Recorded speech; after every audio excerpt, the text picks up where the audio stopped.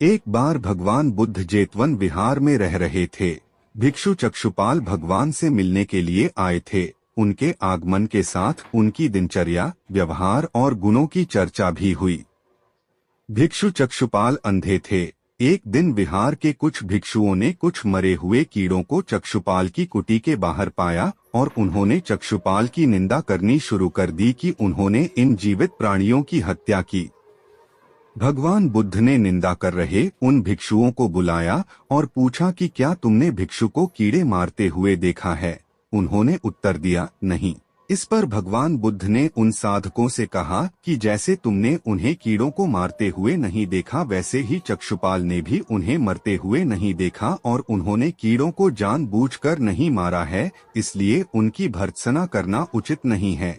भिक्षुओं ने इसके बाद पूछा कि चक्षुपाल अंधे क्यों हैं?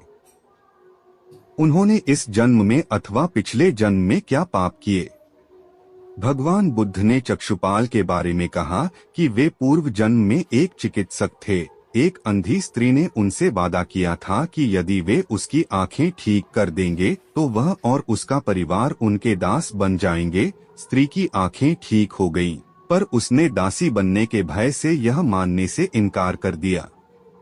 चिकित्सक को तो पता था कि उस स्त्री की आंखें ठीक हो गई हैं, वह झूठ बोल रही है। उसे सबक सिखाने के लिए या बदला लेने के लिए चक्षुपाल ने दूसरी दवा दी। उस दवा से महिला फिर अंधी हो गई। वह कितना ही रोई पीटी, लेकिन चक्षुपाल जरा भी नहीं पसीजा। इस पाप के फलस्वरूप अगले जन्म में चिकित्सक को अंधा बनना पड़ा। प्रेरक कहानी 2, परिश्रम और धैर्य। एक बार भगवान बुद्ध अपने अनुयायियों के साथ किसी गांव में उपदेश देने जा रहे थे। उस गांव से पूर्व ही मार्ग में उन लोगों को जगह जगह बहुत सारे गड्ढे खुदे हुए मिले। बुद्ध के एक शिष्य ने उन गड्ढों को देखकर जिज्ञासा प्रकट की, आखिर इस तरह गड्ढे का खुदे होने का तात्पर्य क्या है? बुद्ध बोले, पानी की तलाश में किसी व्यक्ति ने इतने गड्ढे खोदे हैं।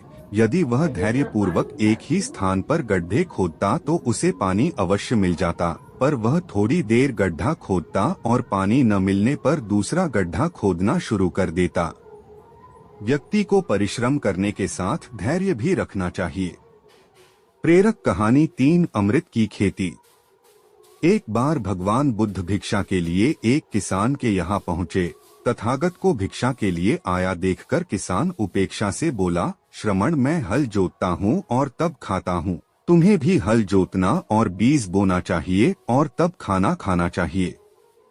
बुद्ध ने कहा, महाराज, मैं भी खेती ही करता हूँ। इस पर किसान को जिज्ञासा हुई और वह बोला, मैं न तो तुम्हारे पास हल देखता हूँ, न बैल और न ही खेती का स्थल, तब आप कैसे कहते हैं कि आप भी खेती ही करते हो? आप कृपया अपनी खेती के संबंध में समझाइए। बुद्ध ने कहा, महाराज, मेरे पास श्रद्धा का बीज, तपस्या रूपी वर्षा और प्रजा रूपी जोत और हल है। पाप भीरुता का दंड है, विचार रूपी रस्सी है, स्मृति और जागरूकता रूपी हल की फाल और पेनी है। मैं वचन और कर्म में संयत रहता हूँ। मैं अपनी इस खेती को बेकार घास से मुक्त रखता हूँ और आनंद की फसल काट लेने तक प्रयत्नशील रहने वाला हूँ। अप्रमाद मेरा बैल है, जो बाधाएं देखकर भी पीछे मुंह नहीं मोड़ता है। वह मुझे सीधा शांति धाम तक ले जाता है। इस प्रकार मैं अमृत की खेती करता हूँ। प्रेरक कहानी 4, दान की महिमा। भगवान बुद्ध का जब पाटलिपुत्र में शुभागमन हुआ तो हर व्यक्ति अपनी अपनी सांपत्तिक स्थिति के अनुसार उन्हें उपहार देने की योजना बनाने लगा। राजा बिंबिसार ने भी कीमती हीरे, मोती और रत्न उन्हें पेश किए। बुद्धदेव ने सबको एक हाथ से सहर्ष स्वीकार किया। इसके बाद मंत्रियों, सेठों, साहूकारों ने अपने अपने उपहार उन्हें अर्पित किए और बुद्धदेव ने उन सबको एक हाथ से स्वीकार कर लिया। इतने में एक बुढ़िया लाठी टेकते वहां आई। बुद्धदेव को प्रणाम कर वह बोली, भगवन, जिस समय आपके आने का समाचार मुझे मिला उस समय मैं यह अनार खा रही थी। मेरे पास कोई दूसरी चीज न होने के कारण मैं इस अधखाए फल को ही ले आई हूँ। यदि आप मेरी इस तुच्छ भेंट स्वीकार करें तो मैं अहोभाग्य समझूंगी। भगवान बुद्ध ने दोनों हाथ सामने कर वह फल ग्रहण किया। राजा बिंबिसार ने जब यह देखा तो उन्होंने बुद्धदेव से कहा, भगवान क्षमा करें, एक प्रश्न पूछना चाहता हूँ।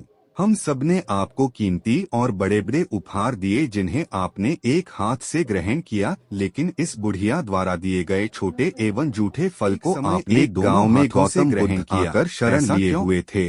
काफी लंबा सफर तय करने के बाद और बोले राजन कर रहे थे, परंतु सबने अवश्य बहुमूल्य समस्या का हल मांगने हमेशा पहुंचे रहते थे। संपत्ति का में जहाँ भी वह रुकते वहाँ लोग लंबी कतार में जमा हो गरीबों की भलाई के लिए नहीं समस्या बताते और बुद्ध उसका समाधान करते। दान की श्रेणी में उसी गांव में एक सड़क के थोड़ी किनारे पर एक भिखारी बैठा और ही मुझे दे डाला है, ताकि लोग यह बुढ़िया निर्धन है अपनी गंभीर से गंभीर रूपी समस्या को लेकर आते हैं। यही कारण वहाँ से जाते हैं दान तो उनका चेहरा बेहद खिलखिला दोनों हाथों से स्वीकार किया है।